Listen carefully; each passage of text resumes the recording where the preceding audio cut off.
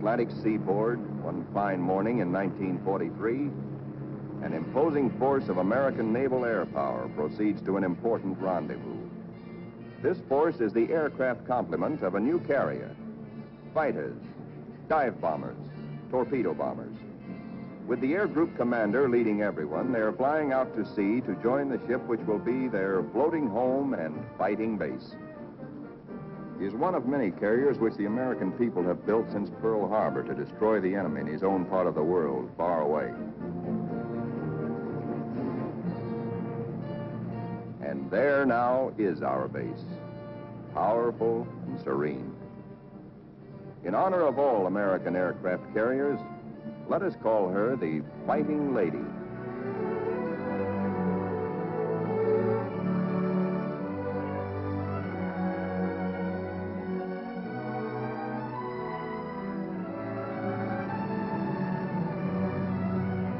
Against a good solid wind with their tail hooks down, our planes come into the broad flight deck of their new home.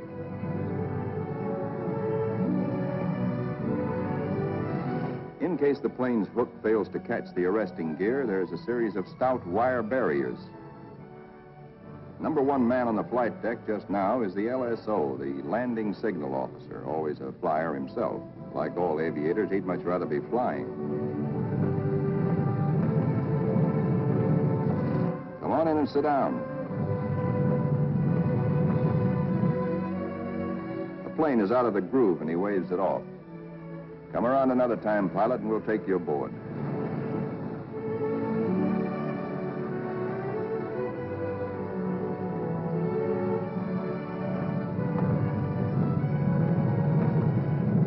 When planes land, they taxi quickly forward out of the way.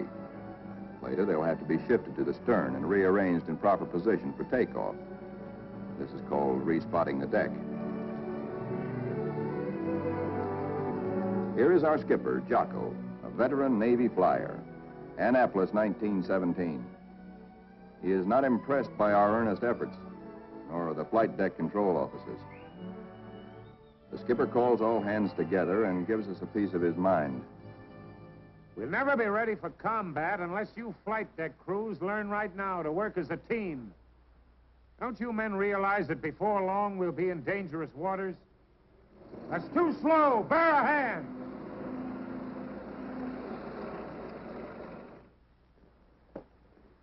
Watch out. Keep that wing clear.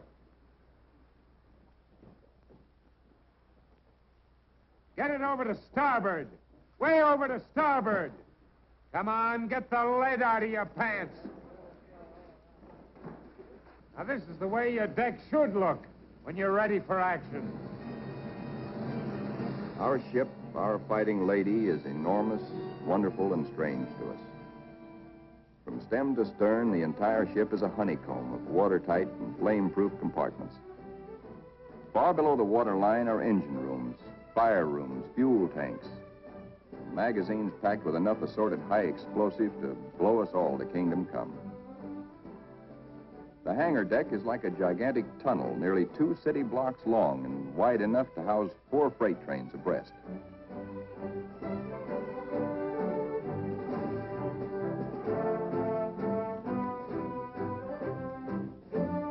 It'll take us a week, a month maybe, to learn our way around. These new surroundings are as mysterious to us as they are cold and impersonal.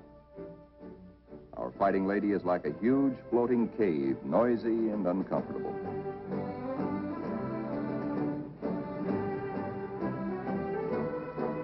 Elevators as big as a tennis court carry us topside to the flight deck. The great superstructure rising amidships is called the island. This is truly the ship's nerve center, its fighting brain. 85% of us who make up the Fighting Lady's family are volunteers in this war and have never been to sea before. We learned our jobs theoretically in intensive training ashore. A very short while ago, we were high school boys and college kids, or bank clerks, or farm hands, or factory workers. Now we are blue jackets and Marines, all members of a naval combat team nearly 3,000 strong. In our multitude of new tasks and duties as a team, we're very green, but curiosity and comradeship, and the instinct of self-preservation are great teachers.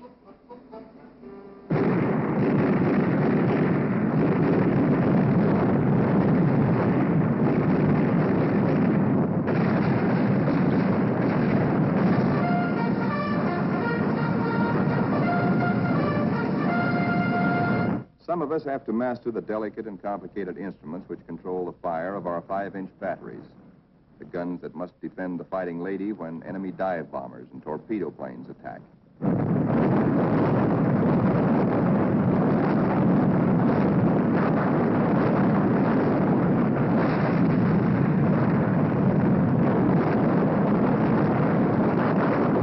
We train and train to learn our stuff and earn our E for efficiency.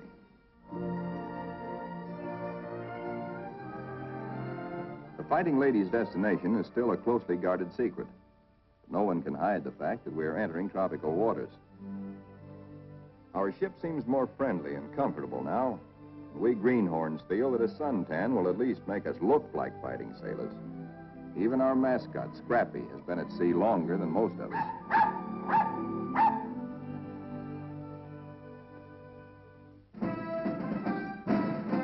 Some of the mystery that has been hanging over us is lifted when we enter the Panama Canal. There's a lot of unprofessional nervousness about whether or not we're too big to get through the locks. By using lines instead of fenders, we do get through, as the naval constructors knew all along we would. Come on, hop aboard. We're going places. For 2 cents, I would. Do anybody want to swap?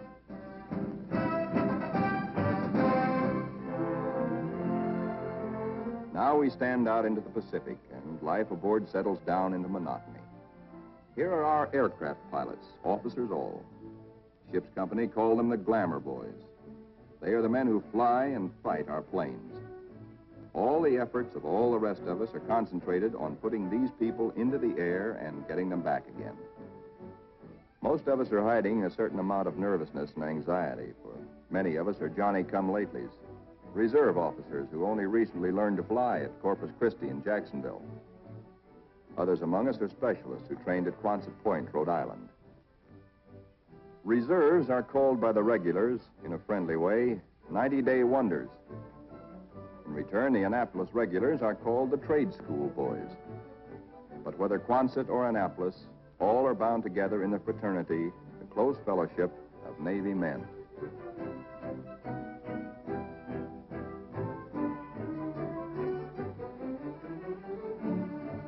Among the ship's non-commissioned personnel, almost 3,000 blue jackets and 100 Marines, the hottest shots are the air crewmen, aerial gunners, and radio men. These boys and the plane captains are the partners of the glamour boys in the air. By non-flying blue jackets, they are called Zoom pigeons or Airedales. And because they receive 50% extra pay for flying, they are sometimes referred to as the bankroll boys.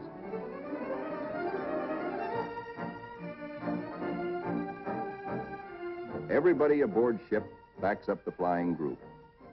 This requires the efforts of all manner of people. Many of the jobs are far from glamorous. All the little tasks and services you find along Main Street must be performed by some members of our carrier's crew. For though the Fighting Lady is a powerful ship of war, she is also a sizable American community, whose population must be supplied with all the necessities and some of the comforts of home. Doc Sorensen, the pharmacist's mate, is just like a village druggist. And next door is our hospital called Sick Bay. It has only a few patients now, but soon it is to be filled with our wounded. Men like these who perform the humble jobs that make life aboard a fighting carrier more bearable, the barbers and the cobblers, are seldom mentioned in communiques. They all have a place in our fighting team.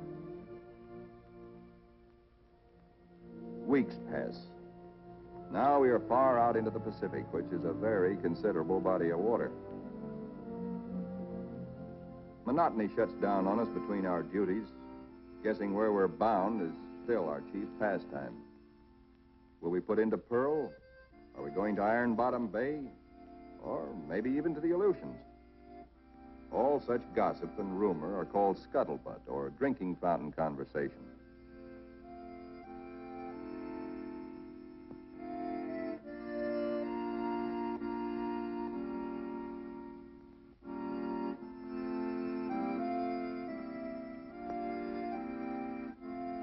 Throughout the ship, men get together in little groups to take refuge from the heavy burden of waiting for something to happen.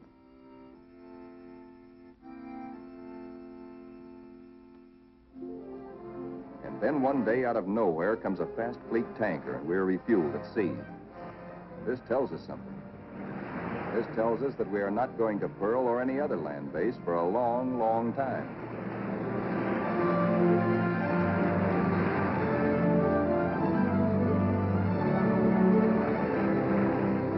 Besides our skipper, we have an admiral aboard, a sea dog who's been a naval flyer for nearly 20 years. Until now, only these officers have known where we are to go. But now Jocko, our captain, confers with the air group commander and reveals the plan. The Fighting Lady has been ordered to make a strike. She will pass through waters where no carrier task force has ventured since the bloody Battle of Midway. Remember, this is 1943, long before we took the Marshall Islands. Weather studies are made, and though this is a daily routine, somehow the whole ship senses that something is about to happen. Even before the news is broadcast to all of us, there's a new tension and atmosphere of expectancy. And then we are told we have traveled more than 7,000 miles from Panama, so that tomorrow, August 30th, 1943, we can strike the Jap base at Marcus Island, deep within the enemy's ring of defenses. The evening before our first strike, the air group commander briefs all his pilots with maps and a model of our target. We are sticking out our necks to within 1,000 miles of Tokyo to divert the Japs' attention from other American activities far south and east of Marcus. Those of us who have never before been in battle, that's most of us, ask a lot of questions of those who have seen action. See gunners. Don't break off until you're practically on the same course and right astern of the enemy. Then push over fast. Outwardly, we try to seem composed and cheerful, but a lot's going on inside our minds. We question our most inner selves. What'll it be like? How'll we take it? Will we do all right? This is the night when a lot of boys write one more letter home.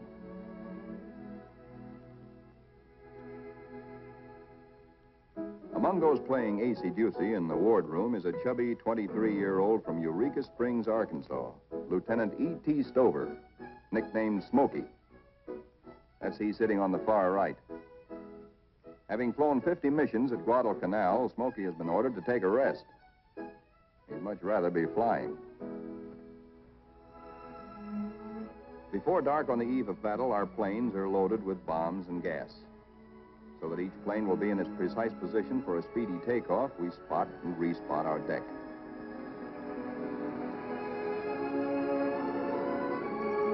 Now all is perfect. We will strike at dawn.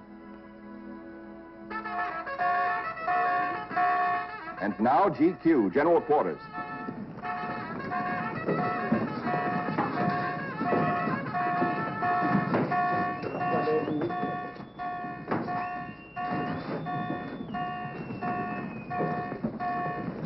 Every man on the ship goes to his battle station, his special place on the fighting team. George, the barber, will pass ammunition. Leo, the baker, will be a sky lookout. Frank, the tailor, is assigned to a first aid station. Pilots are in their ready rooms. Each squadron, fighter, bomber, torpedo bomber, assemble separately. Flyers get into their flight gear and receive last-minute data and instructions.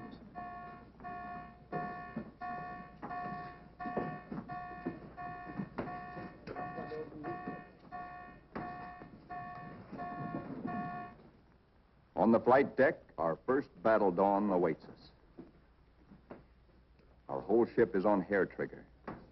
The Fighting Lady is hardly 100 miles from the first target of her career. These last few minutes before the order for our first action are the toughest time of all.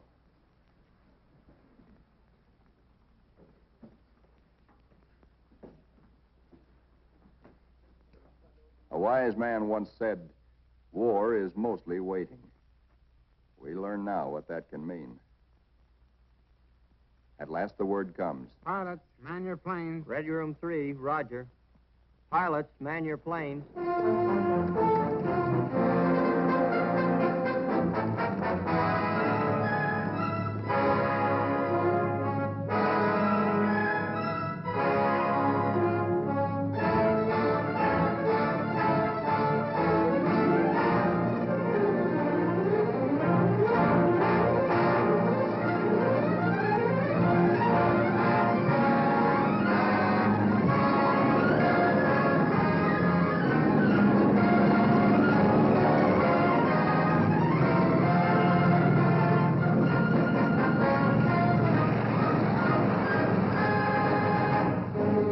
Fighters take off first to form cover aloft for the other squadrons. Then the bombers, heavy laden with destruction.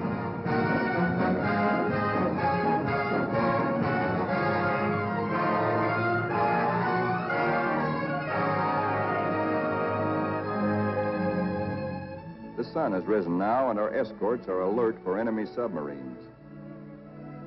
But the Fighting Lady steams boldly toward our target to lessen the distance for our planes when they return.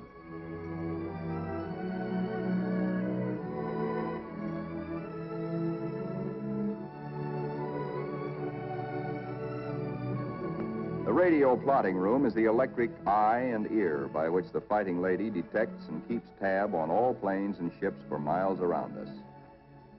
Smokey, the fighting ace from Arkansas, has been put in charge of this room for our big day. Hunched among his assistants, Smokey is like a super quarterback on a super football team. He is in constant touch with our entire air group.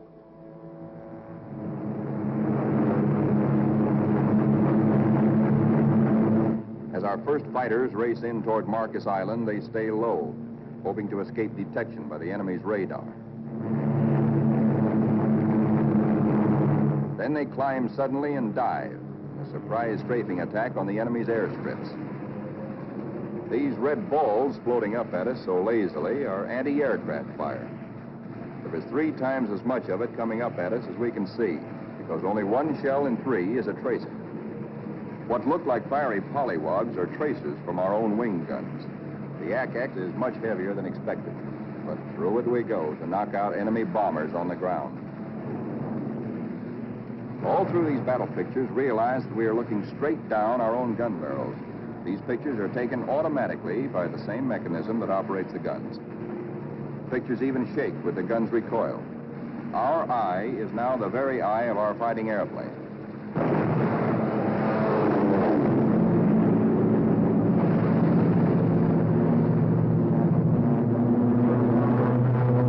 The enemy's picket boats and supply ships offshore are thoroughly strafed.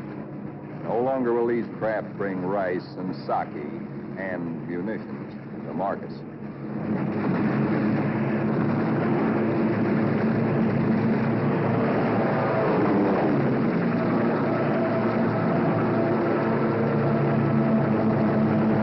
Our bombers, flying higher, see the island beginning to burn.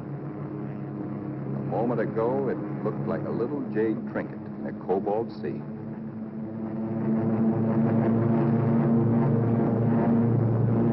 As the fighters and bombers swing victoriously away from Marcus Island, towering columns of smoke show the thorough job our boys have done. Back aboard ship, Smokey is tracking the flyers with care to be sure that none is missing and that no enemy planes are trying to follow them out to our Fighting Lady.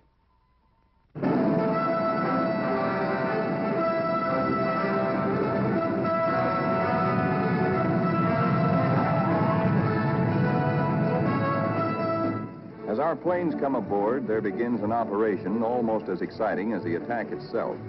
A ballet after battle, with the plane directors as dancing masters. The whirling propellers fill this scene with danger, but now our crews are trained and adept.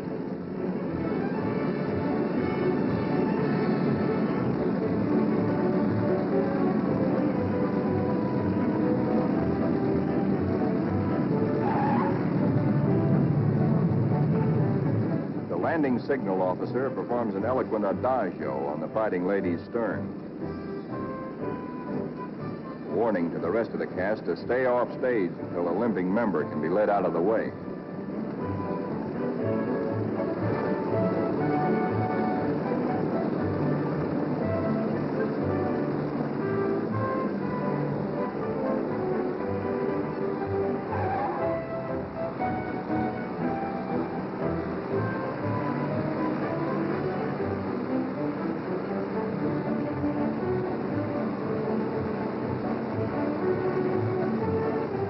pilots go below to report to their combat intelligence officers. They have hot news, good news. They tell what they saw and did, how many rounds of ammunition they fired, how many bombs they dropped, what they hit, what they noticed at the target that was new and different or that may need hitting again. As the reports are added up and our combat photographers develop their pictures, the story becomes better and better. Every single Jap bomber on Marcus has been destroyed. 80% of the shore installations blasted or set afire. Hangars, radio stations, gas dumps, ammunition dumps. Marcus is now a lovely mess. In the radio plot, Smokey's worried.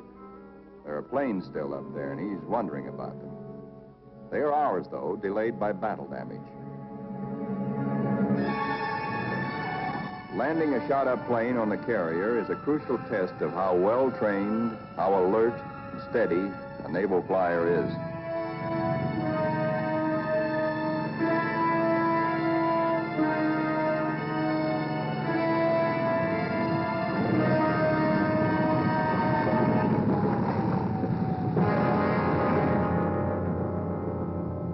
The Fighting Lady now has met her enemy. In the wardroom, the pilots who this morning felt new and nervous now talk like veterans. We have been baptized by fire and have survived nicely. We of the Fighting Lady are growing up.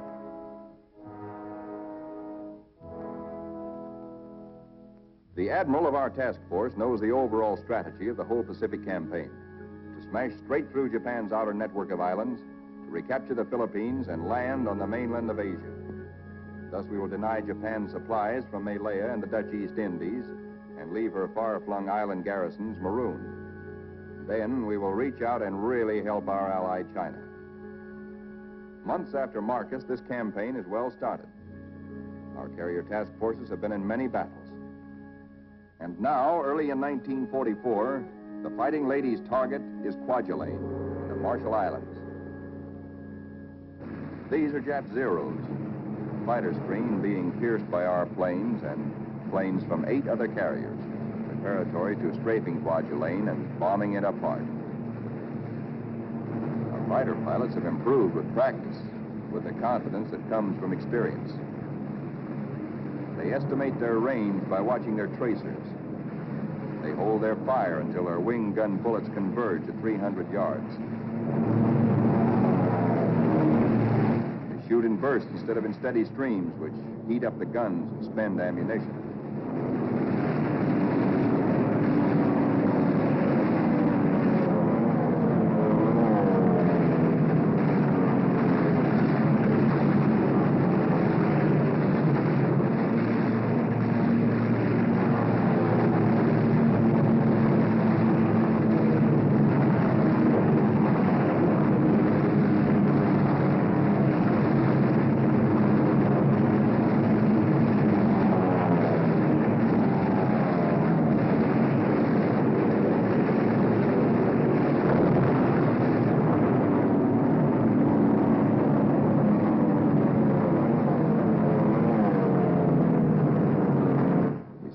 Kwajalein burning, very satisfactory.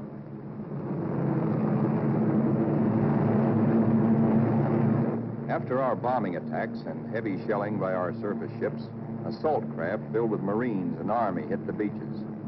And very soon after that, Kwajalein is ours.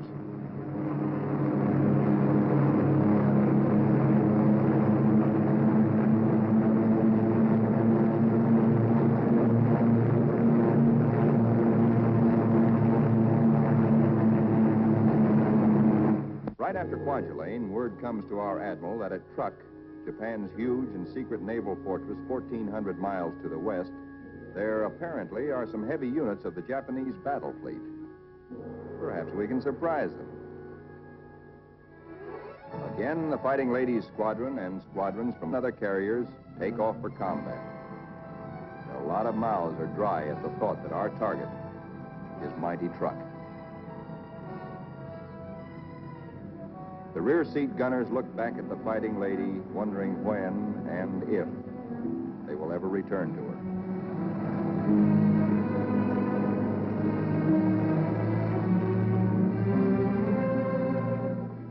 that we know about truck, we know from a few photographs taken by some nervy Marines on reconnaissance just 18 days ago.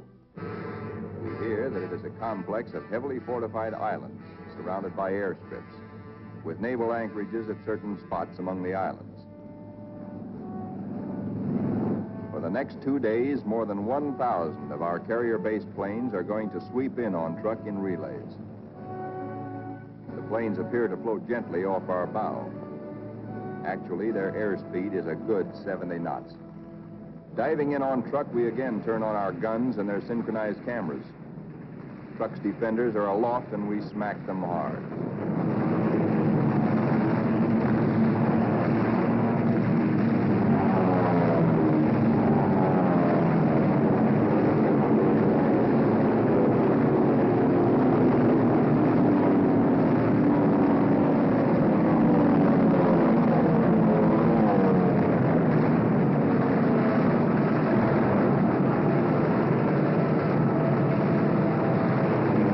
Hearts that were in men's mouths before this strike began now settle back into place and are singing once more. There's something really grand, something historic about diving in here on this place which Japan has been building and guarding jealously from all but Japanese eyes for 20 years.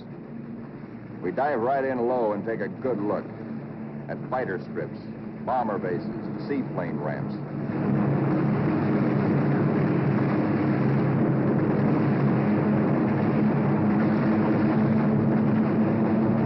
In an almost vertical dive, the pilot may black out or go blind for a moment when he pulls up and out at the bottom.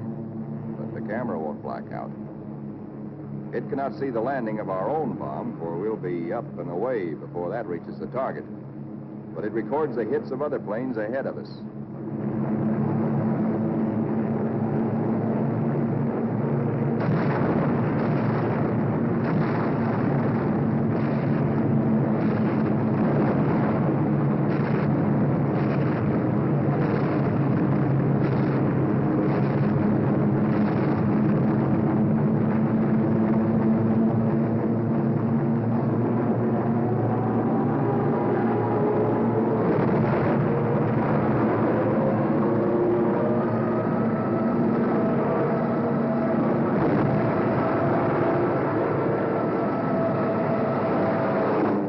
To find the Jap fleet here, but most of it's gone.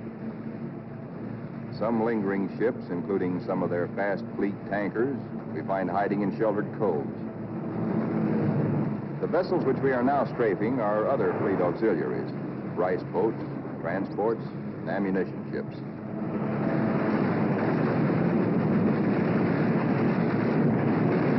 With bursts of 50 caliber incendiaries and armor-piercing slugs, we set them on fire, rip them open, often wide enough to sink.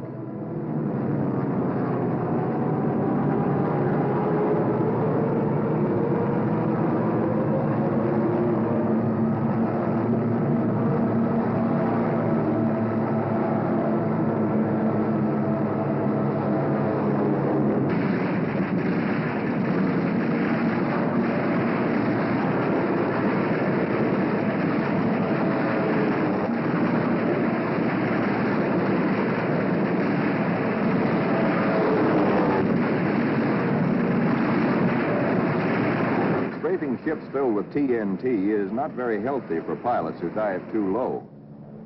But it's hard to tell who's carrying what until the big bang comes.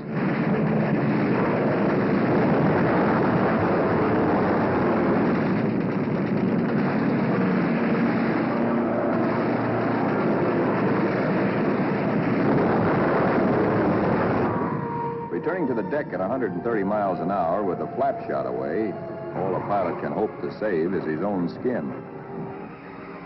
Here comes our new air group commander. He's had a bit of trouble.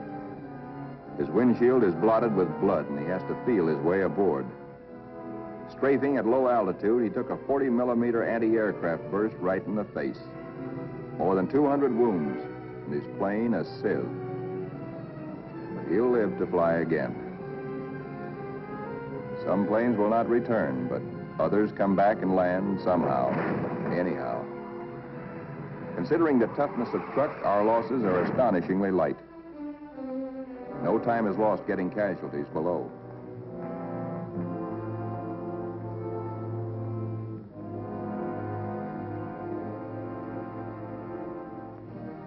It's a long way from Truk to our secret rendezvous in the Marshall Islands. Someday it can be told just where this is. Actually, it is a magnificent new fleet anchorage, an advanced naval base, which we have taken from the Japs and made secure. Now, for the first time, we, who have been operating as separate, relatively small task forces, see assembled the enormous mass of naval power. Over 1 million tons of American fighting steel. New carriers, new battleships, new cruisers and fleet auxiliaries in an amount which Japan could never conceive, let alone produce.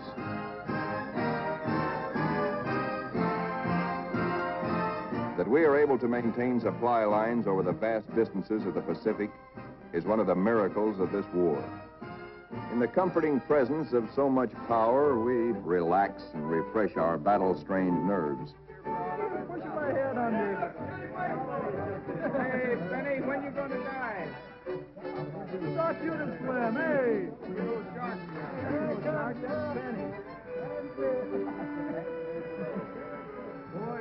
Our ship's post office now does really big business. Letters for us at last from home. Letters from us to friends and families. Our censors know our collective mood, our central hopes and thoughts. The stuff is really getting out here now. I can't tell you much about it, but oh boy. And the more we get, well, the sooner I'll be seeing you.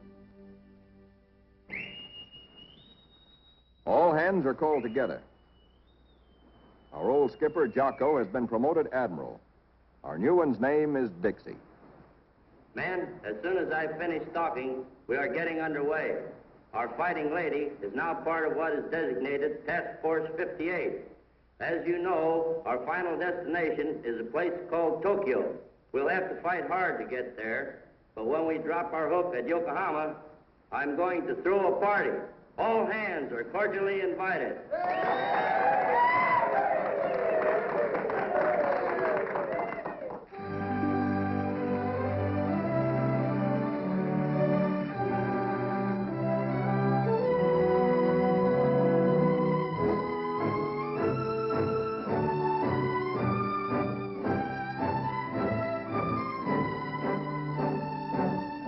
Our task forces are built compactly now around carriers like ourselves, with speedy new battle wagons at our side.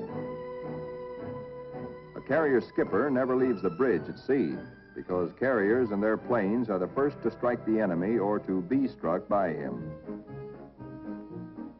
Our aircraft pilots are constantly on call, for despite the mass of power spread out around us, these are still dangerous waters. Our pilots know this all too well, but it doesn't worry them now, for they're seasoned. They know how. There are a lot of new faces among us, but most of these men, too, have been in action. At places like Hollandia, Millie, Joliet, Palau, Rabaul, Wake, Maloelap. Our rear seat gunners and radio men are old hands now. Some of their faces are different, too, because there have been replacements. A lot of them have been made commissioned officers. There's a saying in the Navy that you never learn to love a carrier until she gets hurt. Well, perhaps we don't really love our fighting lady, but we've become mighty fond of her and almost comfortable, almost at home.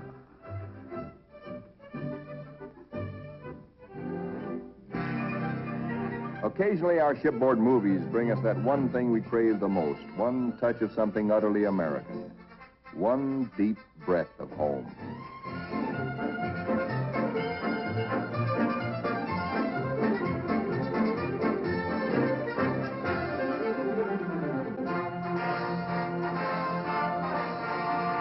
Like Jocko, our new skipper, Dixie, is an old hell-diving Navy pilot.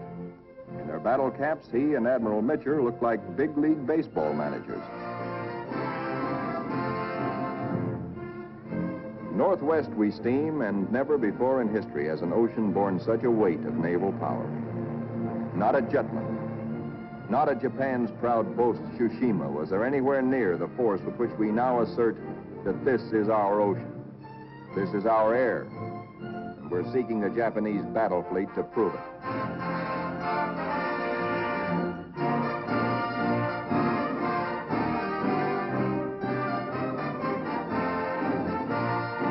With our cruisers and our biggest new battle wagons present, we are strong enough to hope, really to hope, that we may provoke the Japanese fleet into accepting a fight.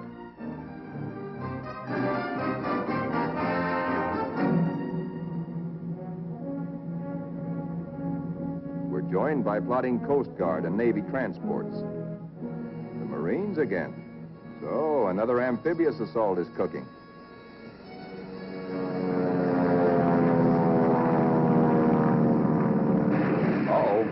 Our patrols have spotted an enemy search plane and are after her. She's a big bird. A 20-ton, four-motored Kawanishi seaplane, the kind we call Emily's.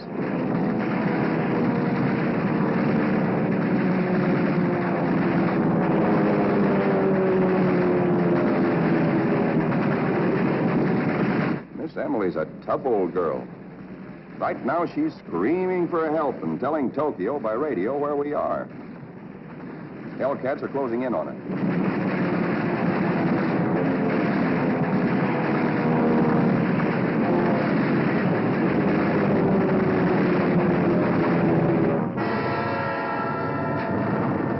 So long, Emily.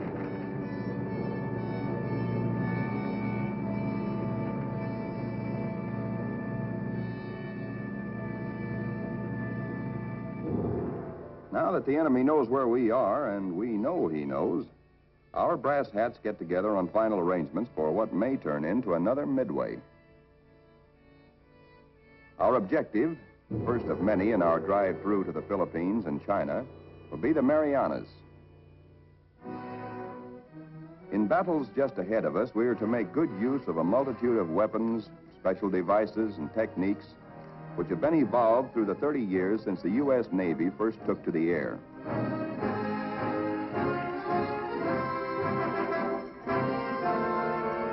Not only did our naval flyers create the aircraft carrier itself, but it was they who devised the torpedo plane and invented and perfected dive bombing.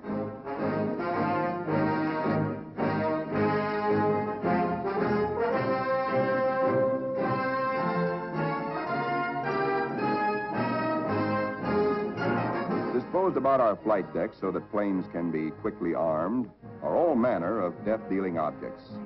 500, 1,000, and 2,000-pound bombs. We have torpedoes and incendiaries, and a kind of anti-personnel bombs we call daisy cutters.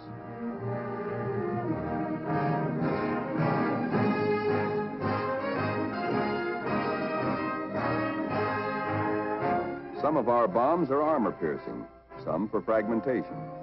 Others have delayed action fuses to prolong the effect of our bombardment for hours after we have delivered it. Here are the new rockets, which pack the same wallop as a 3-inch shell. They weigh little, and because there isn't much recoil, they can be fired from planes. On the eve of battle, we are told to scrub up to lessen the danger of infection in case we're wounded.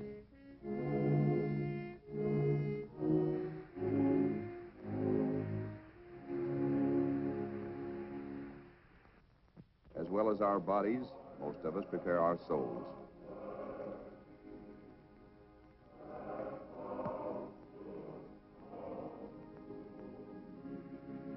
Always on the eve of battle, divine services are held in relays, so that every one of our fighting ladies' 3,000 sons has a chance to attend.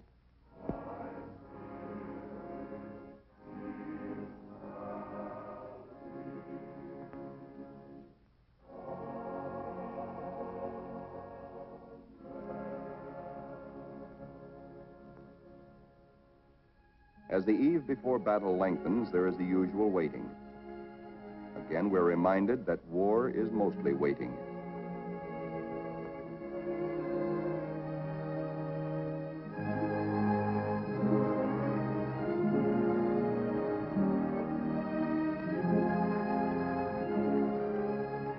Because all cooks and bakers must soon be at their battle stations, they work all night long preparing a hearty meal of steak and eggs for our 3 a.m. battle breakfast.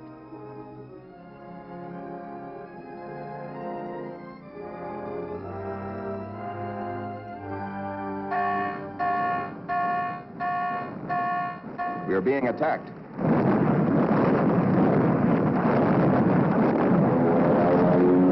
We are being attacked by Japanese torpedo planes skimming in after us, wing to water.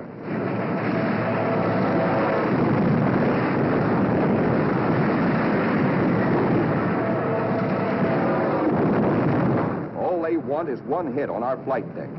We have nearly 90 planes fueled and loaded with bombs, ready for the takeoff.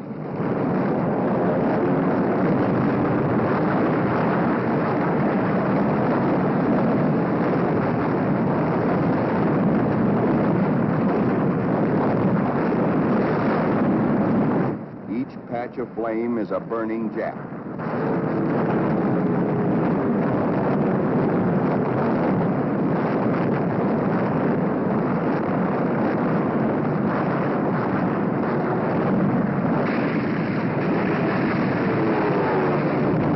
In this surprise attack, 19 Japs are polished off by our ship's batteries. Not a single carrier is hit.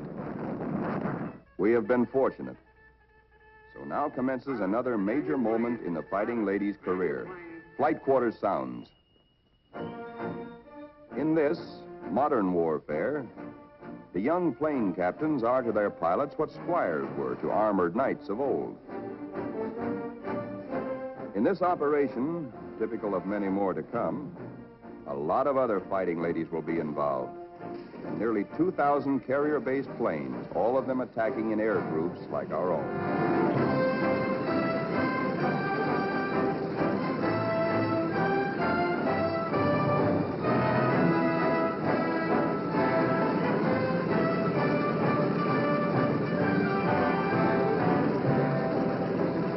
From now on, we tighten our belts and steady our hands as our Navy makes progressively bigger attacks nearer and nearer the heart of Japan.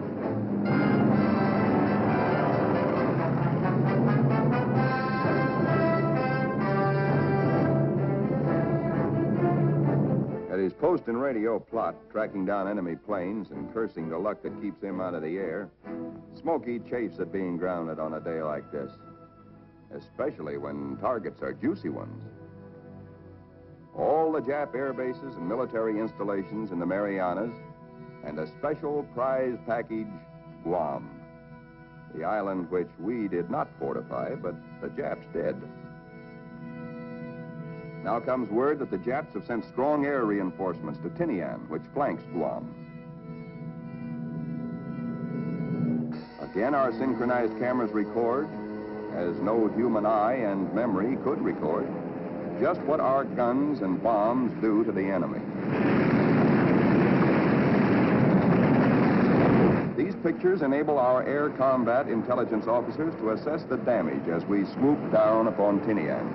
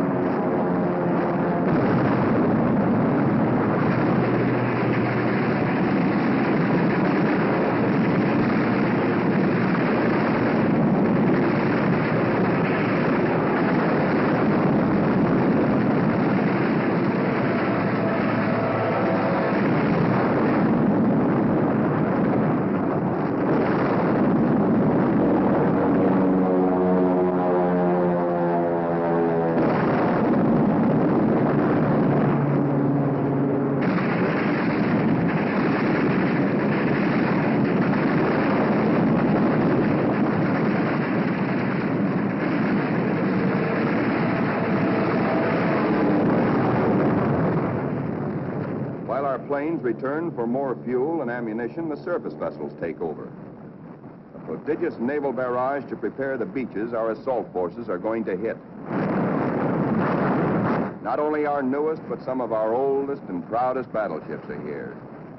The Colorado, the Tennessee, and the USS Pennsylvania, flagship of World War I.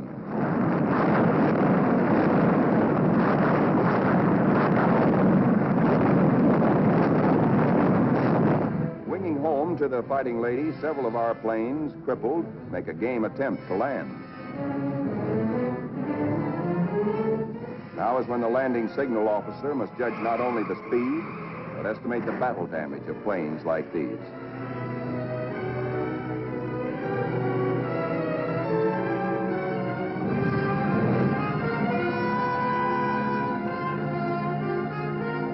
And flight deck emergency crews, firefighters, rescue details, and medical corpsmen exhibit almost incredible courage.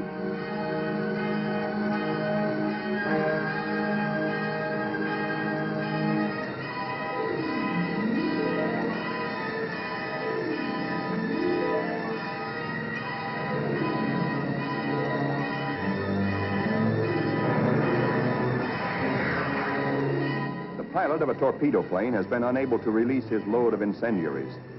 Burning thermite is spilling out at incandescent heat. In the plane's tanks remain about 75 gallons of high-octane gas. The men who brave this danger to save pilot and crew deserve every citation they get.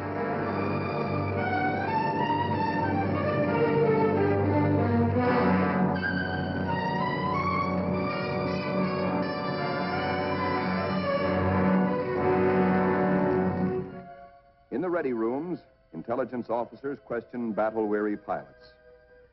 What did you see? Any Jap carriers in sight? Are you sure they were carrier-based planes? Then from radio plot comes uncomfortable news. Torpedo planes and dive bombers from enemy aircraft carriers are approaching. All hands, man your battle stations. To our engine room go orders for flank speed, which is a few knots faster than full speed, in case we need to take evasive action. All boilers are lighted to let the Fighting Lady outdo herself if necessary. The engine room people turn on the heat, and the propeller shafts churn like fate in their alleys.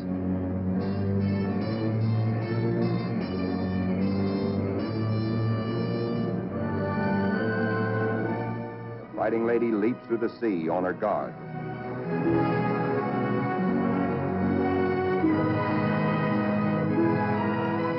Skipper Dixie gears himself for action, and so does wise old Scrappy.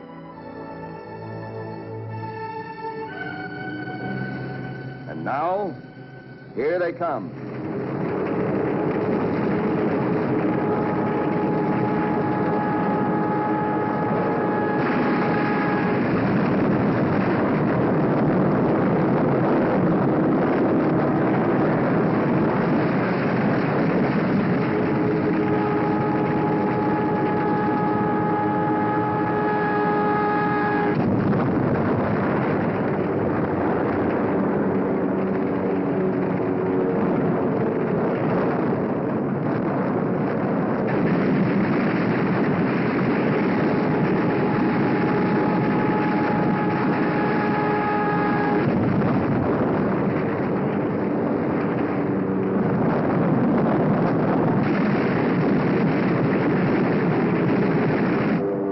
Jill, torpedo bomber, miraculously keeps coming through our wall of flak. She's approaching us fast with a life that must be charmed. Our gunners throw everything they've got, but still she comes. If he ever releases that torpedo...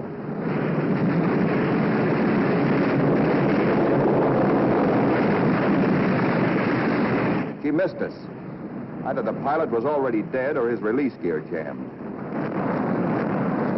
Smokey, the pride of Arkansas, hears about that one, he almost takes off. Now our reconnaissance has spotted the Japanese task forces. This is the moment we've been fighting and praying for. Every plane that can fly and every qualified pilot is ordered into the air. At last, Smokey gets his chance to fly again. Pilots, man your planes. Pilots, man your planes.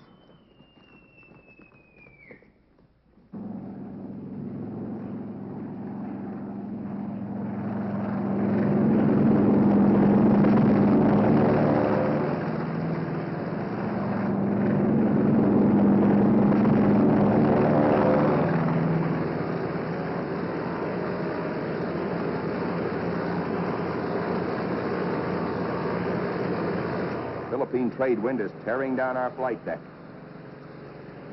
Our planes strain forward to rise into it. Our entire air group thunders out behind the group commander.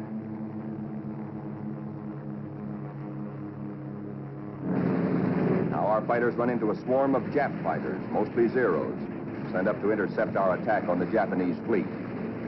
A mad aerial scramble begins, which the boys to this day still call the Marianas Turkey Shoot. 369 Jap planes are shot down in this single day, to our loss of 22. Japanese plane makers have sacrificed strength and firepower for agility. Their planes disintegrate quickly when you hit them. They have no armor plate, as ours have, nor are their gas tanks self-sealing.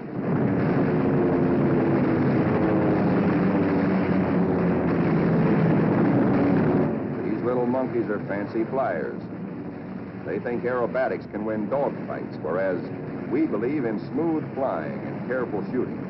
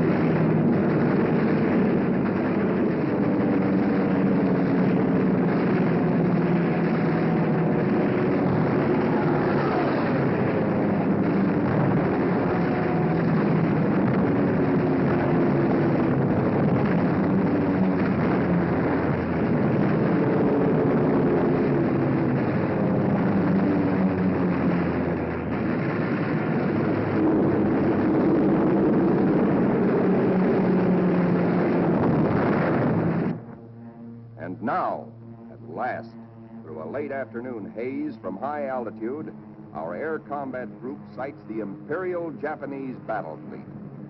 These are the first pictures ever taken of a great enemy naval formation like this.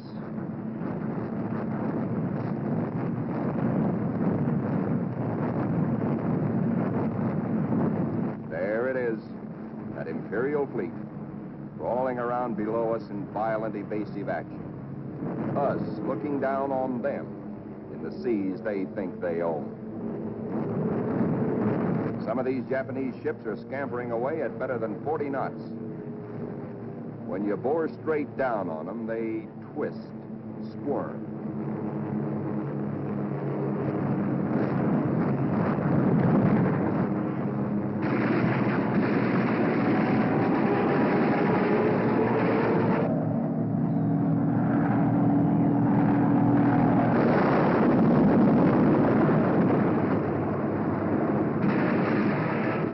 A big destroyer at the bow, hoping to shoot out his bridge. And he shoots back plenty.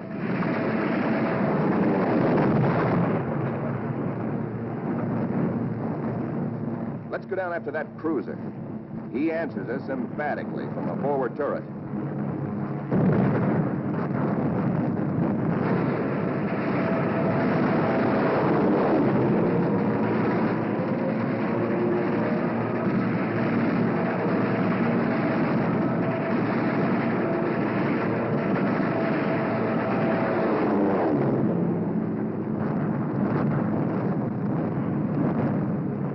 A 25,000-ton Jap carrier of the Hayataka class is going to get it. Watch 5 o'clock in the camera, the lower right-hand corner of the screen. This big flat top gets it where the turkey got the axe.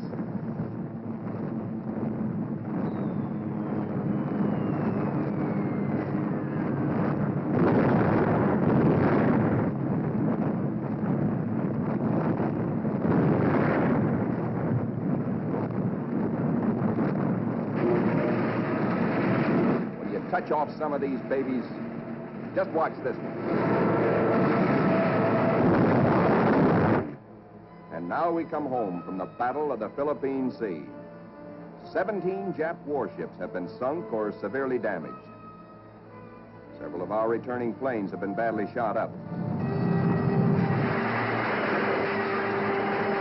A dive bomber comes in out of gas. He pulls off to starboard, but noses over because his wheels are down.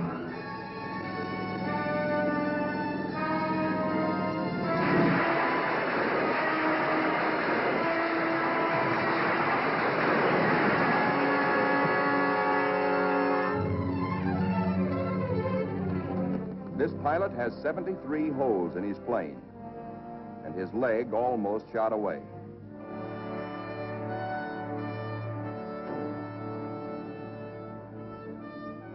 To clear the deck for other planes, number 30, badly damaged, is jettisoned, given the deep 6.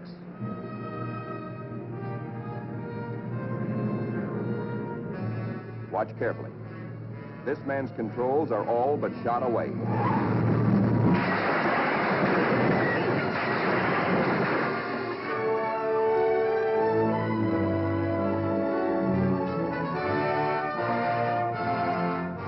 He steps out of it, smiling. And now it is time to paint up the scores. On this fine morning, just a year after being commissioned, the Fighting Lady is beginning to look like a stamp album. She has done her share, amassing Task Force 58's grand total of 757 Jap aircraft destroyed in a 2-week turkey shoot.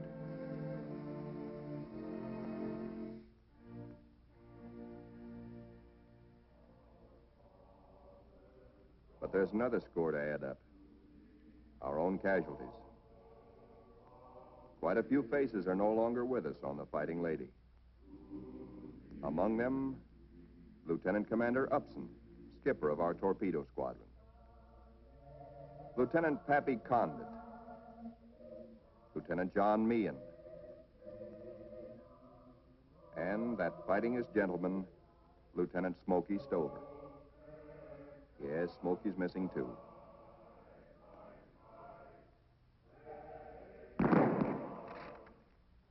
Salute them under their country's flag. For they were brave. They were gallant. Others will come forward to take their places. For the battles we have fought on the seas and in the sky are only the beginning. Still hungry for battle will steam our carrier. Serene, powerful, unafraid. She and her planes will come home again someday, God grant, but not until the bitter, glorious end. For she is, and we salute her, the Fighting Lady.